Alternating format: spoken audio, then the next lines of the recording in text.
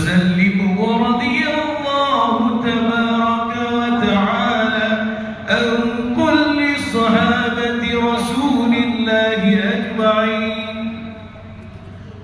Tuan-tuan dan puan sedang hadirin Allah sekalian, ayo kita alihkan perhatian kita di pintu masuk Last House di ketika ini untuk sama-sama kita mempersilakan langkah masuk Raja Sehari menuju ke pelaminan. Dengan segala hormatnya, majlis mempersilakan.